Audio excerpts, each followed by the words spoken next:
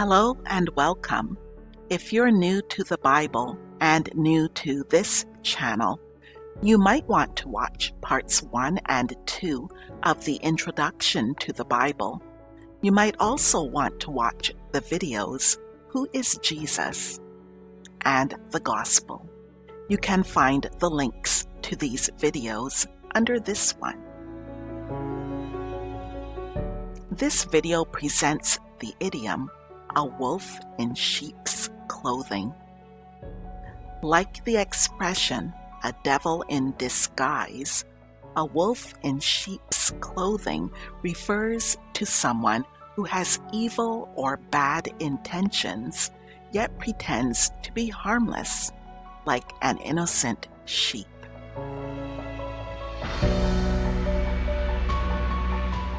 Although the expression is found in the Bible, it is believed to be based on a fable that was written over 500 years before Christ by the great Greek storyteller Aesop. You might want to pause the video to read the story.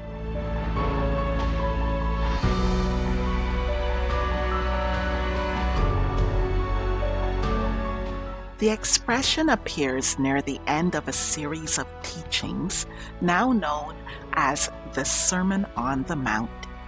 Jesus warned his audience, "Watch out for false prophets.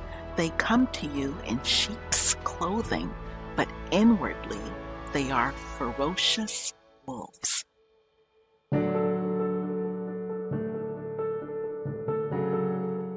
Later, Jesus also said, "Many people will come and say they are prophets of God, but they will not be true. They will fool many people."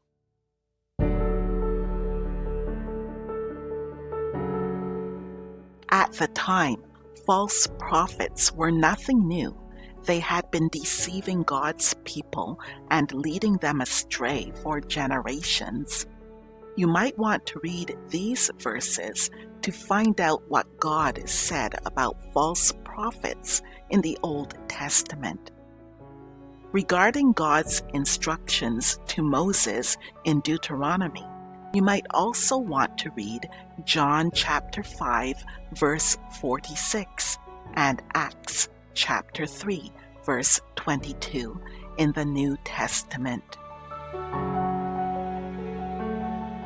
If you want to know more about Moses, who was considered the greatest prophet in the Old Testament, you can read the summary of his life in Acts chapter 7, or watch the video about Moses, which is included in the list of resources. Here are some New Testament verses that tell us what Jesus said about Moses and what leaders of the early church believed about him. Concerning false prophets and teachers, Jesus taught the people who were listening to his sermon. You can identify them by their fruit, that is, by the way they act. Can you pick grapes from thorn bushes or figs from thistles? A good tree produces good fruit, and a bad tree produces bad fruit. A good tree can't produce bad fruit, and a bad tree can't produce good fruit. So every tree that does not produce good fruit is chopped down and thrown into the fire. Yes, just as you can identify a tree by its fruit, so you can identify people by their actions. So, what kind of fruit should we generally expect to see in someone who claims to be sent from God? As these verses say, the Holy Spirit, or Spirit of God, produces this kind of fruit in our lives: love, joy, peace, patience, kindness, goodness, faithfulness, gentleness, and self-control. There is no law against these things. While we might expect very few people to display all of these qualities all of the time, these verses give a general idea of at least some of the traits we would hope to see in someone who claims to be a messenger or a servant of God. Decades later, believers in Jesus were strongly cautioned. My dear friends, do not believe all who claim to have the Spirit, meaning the Spirit of God, but test them to find out if the Spirit they have comes from God. For many false prophets have gone out everywhere. This is how you will be able to know whether it is God's Spirit. Anyone who acknowledges that Jesus Christ came as a human being has the Spirit who comes from God. But anyone who denies this about Jesus does not have the Spirit from God.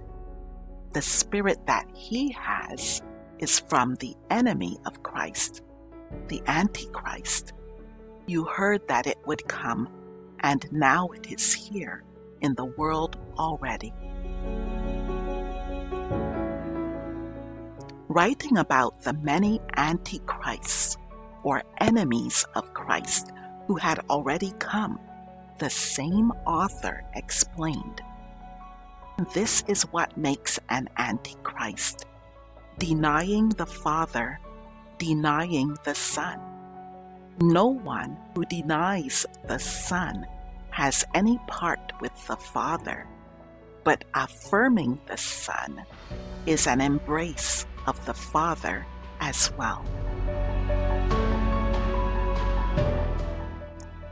Jesus had good reason to use the expression "a wolf in sheep's clothing." After all, he called himself the Good Shepherd, and just like the watchful shepherds in Aesop's fable, he considered it his duty to protect his sheep from harmful predators. The image of God as a shepherd, overseeing, protecting, guiding, and providing for his people, can be found in many verses in the Bible. Here are some Old Testament verses that refer to sheep and shepherds. Two of these were prophecies about Jesus that have since been fulfilled. Both prophecies were written hundreds of years before his birth.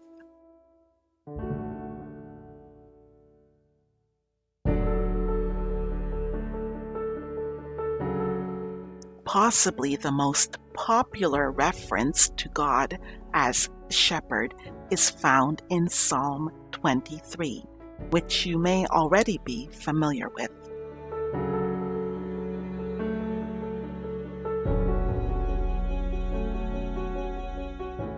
And here are some references to the sheep and shepherd in the New Testament.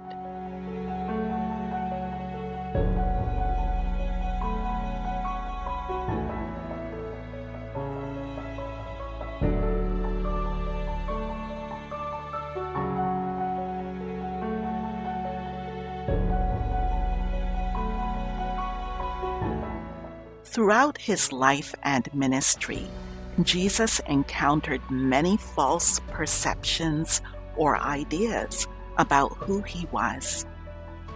Religious leaders questioned his identity and authority, concerned that he was merely or just another false prophet, a wolf in sheep's clothing, who wanted to lead the people astray.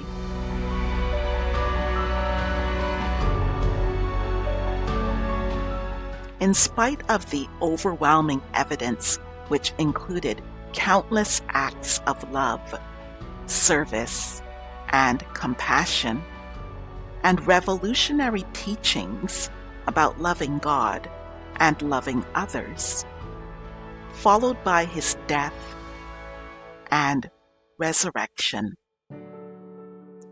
many people still questioned his identity.